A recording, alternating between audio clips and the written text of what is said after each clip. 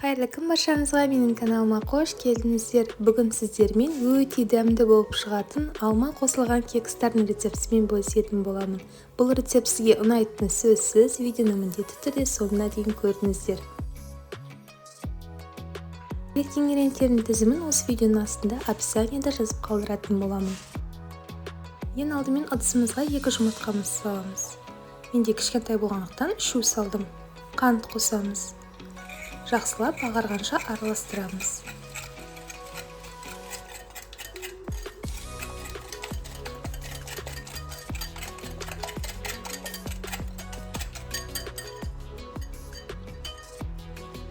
Жылы сүтімізді құямыз. Күнбағыс майын қосамыз. Тағы да жақсылап араластырамыз.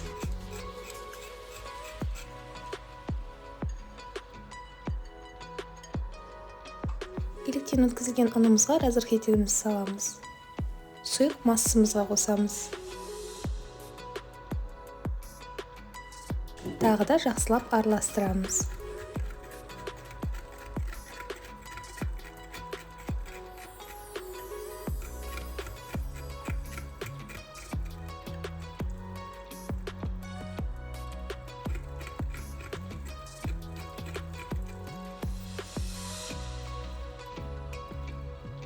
Мінекей бізде осындай сұйық массасы дайын болды.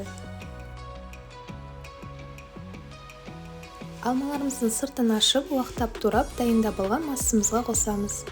Жақсылап араластырамыз.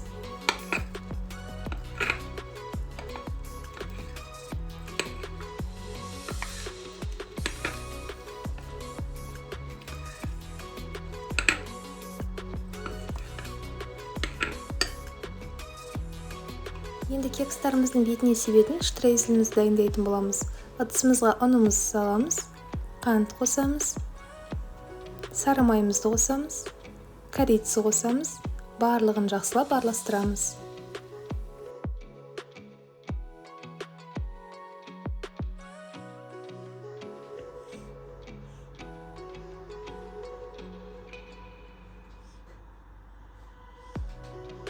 Мен осындай силиконды формочкаларда пісіретін боламын. Бұларды майлап қажет етпейді.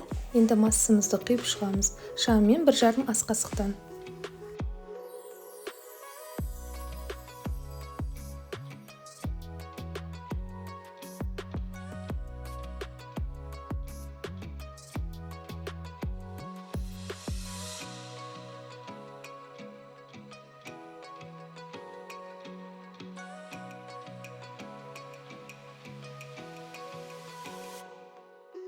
Енді бетіне дайындап алған штрейзелімізді сеуіп шығамыз.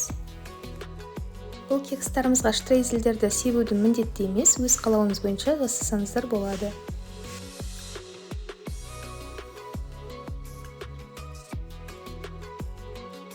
Кекстарымызды қызып тұрған пеште 180 градуста 20-25 минутта пісіріп алатын боламыз.